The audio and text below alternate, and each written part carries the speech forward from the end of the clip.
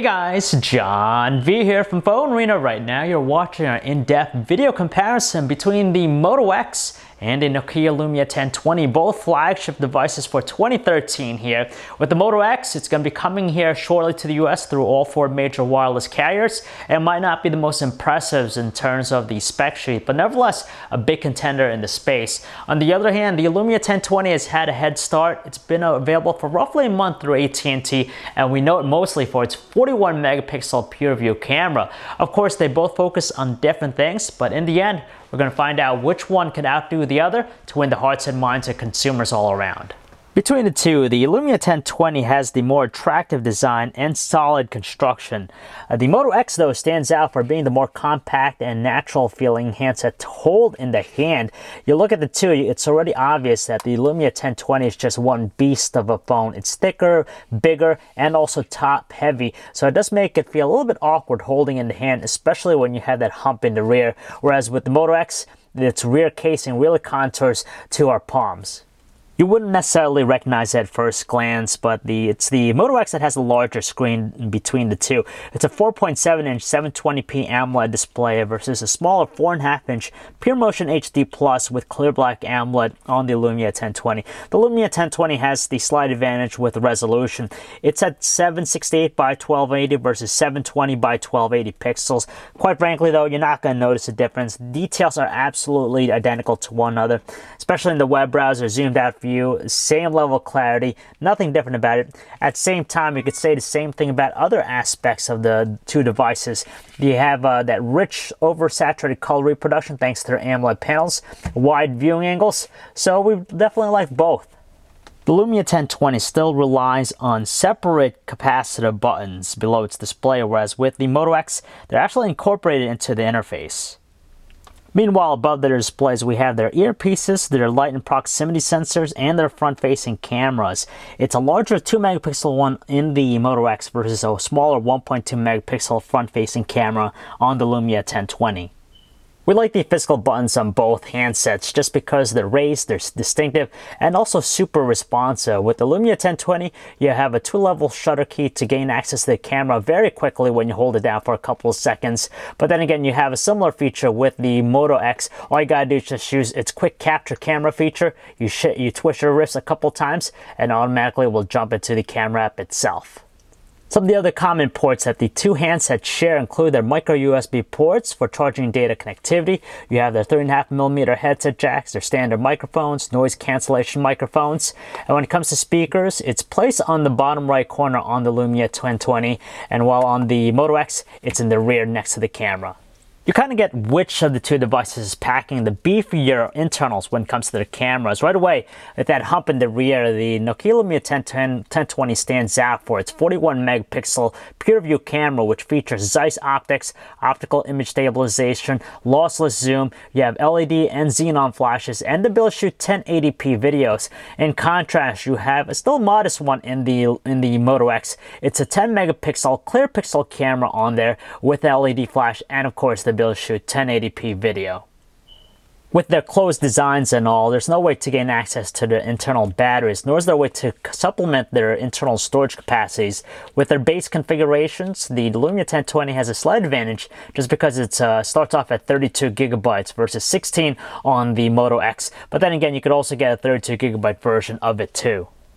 By now, we kind of know the difference between these two respective platforms. One is big in terms of the visuals, and that's what you see here with the Lumia 1020 and Windows Phone 8. The start screen's riddled with all these dynamic live tiles that aggregate a lot of content. It gives it a very animated look, but as far as the ecosystem of the platform, it still pales in comparison to what Android 4.2.2 Jelly Bean on the Moto X has to offer. And from here, we do know that it has just a deeper level of customization with all the various widgets, and we also prefer how it does notifications. It's just really easy to actually access at any time.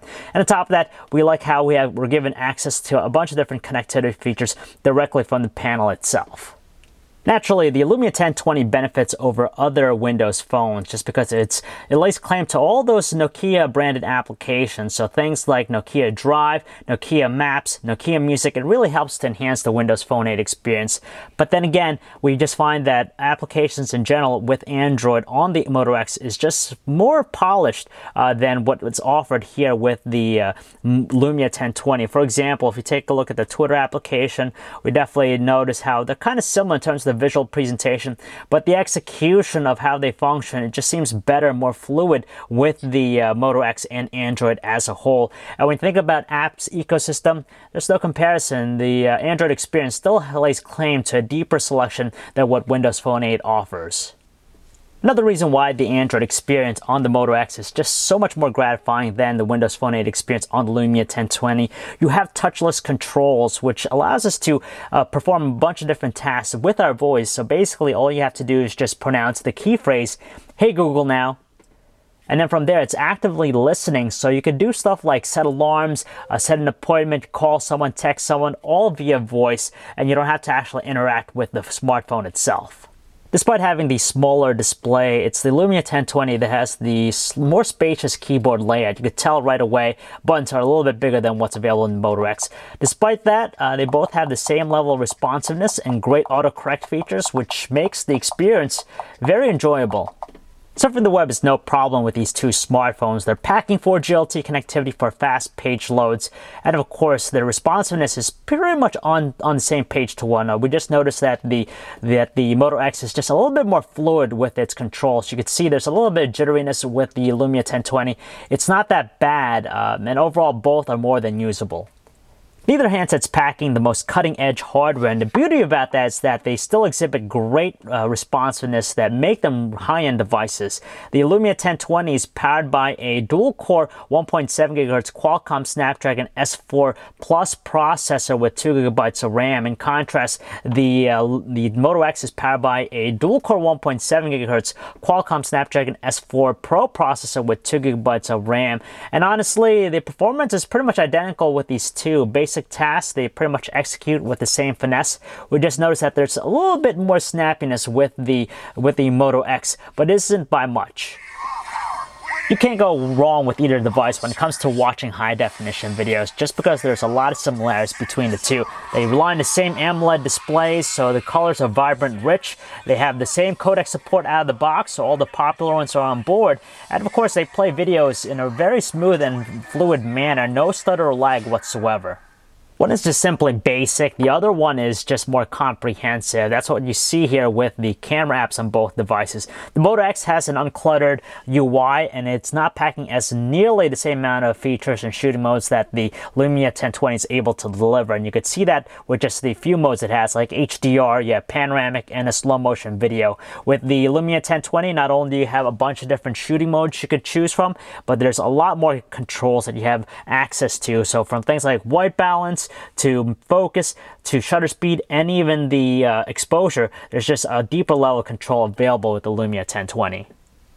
It's downright a win for the Lumia 1020 and its 41 megapixel PureView camera. It just blows away the competition with the Moto X and its 10 megapixel clear pixel camera. In pretty much every situation, both indoors, outdoors, bright, or if it's dim, the Lumia 1020 just exceeds in providing impressive results, especially with those larger samples, the full-size samples. It just has more detail, sharper looks, and in low lighting conditions, it just brightens up the shots without having as much degradation in overall fine detail quality. And its xenon flash definitely is more ample and more potent with its results. So hands down, you're going to go with the Lumia 1020 if you're all about taking photos. At the same time, it's also the Lumia 1020 that shows its might when it comes to recording 1080p videos. Everything about it is just so much more impressive than what the Moto X offers. Moto X isn't bad at all, but when you compare it directly to the Lumia 1020, the results are clear. The Lumia 1020 has the sharper visuals, more detail, very balanced color reproduction, minimal artifacting, and of course, seeing that it has also that 24 frames per second mode, you get that cinematic quality look with the results. They're still not excellent for the task at hand, but they're decent enough for calling. With the Lumia 1020, its earpiece is just very weak, so you gotta really put it close to your ear just to hear anything, but luckily voices have a clear tone to them. With the Moto X, it's not a problem with its volume output, it's a matter of just the understanding those robotic tones, heard on both ends of the line. Beyond that, they both have noise cancellation features that work really quick. The Moto X pulls out slightly more battery life over the Lumia 1020. It's also packing the higher capacity battery too, 2200 milliamps versus 2000 milliamps on the Lumia 1020. At the end of the day, we're able to get 18 hours of normal usage out of Nokia's offering versus a full 24 hours on the Moto X. There's no questioning the flagship statuses on both these devices.